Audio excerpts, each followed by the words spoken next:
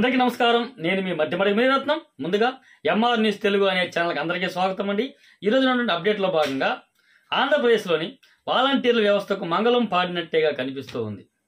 ఎందుకంటే నిన్న ఆర్థిక మంత్రి గారు ప్రవేశపెట్టిన బడ్జెట్లో వాలంటీర్ల యొక్క గౌరవ వేతనాలకు సంబంధించి నిధులు కేటాయించకపోవడం అంటే వాలంటీర్ల వ్యవస్థకు ముగింపు పలికినట్టేనంటున్నటువంటి విశ్లేషకులు సిచ్యువేషన్ కూడా అదే విధంగా అయితే ఉంది.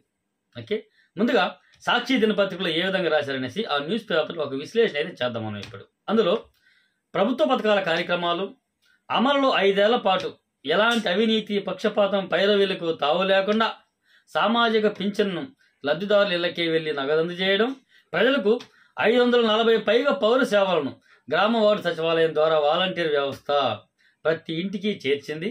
కానీ కూటమి ప్రభుత్వం వాలంటీర్ వ్యవస్థకు మంగళం పాడినట్టేగా ఆ సాక్షి పత్రికలు అయితే రాయడం జరిగింది.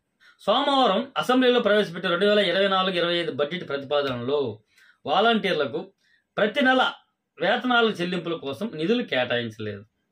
అంటే గ్రామ వార్డు వాలంటీర్ల వేతనాలకు గతంలో అయితే 2022-23 ఆర్థిక ఏడాదిలో 1183 కోట్లు అయితే ఇప్పుడు పెట్టారనేసి 2023-24 ఆర్థిక సంవత్సరంలో కూడా 1200 కోట్లు ఈ వాలంటీర్ వ్యవస్థ కోసం పెట్టినట్లు ప్రస్తుత కూటమి ప్రభుత్వం అసెంబ్లీలో ప్రవేశపెట్టిన బడ్జెట్ ప్రతిపాదనలో ఈ 2024-25 ఆర్థిక సంవత్సరానికి గాను ఆ మొత్తం కూడా వైఎస్ జగన్ ప్రభుత్వం ఓటాన్ అకౌంట్ పొందుపరిచి ఏప్రిల్-మే నెలలో వాలంటీర్లకు చెల్లించాలని గౌరవ వేతనాల నిమిత్తమే ప్రస్తుత బడ్జెట్ కేటాయింపుల కింద చూపించారు.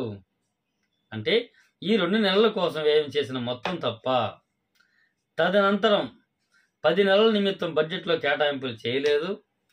వాలంటీర్లకు ఇప్పటికే ప్రభుత్వం 5 నెలల వేతనాన్ని బకాయి పడింది.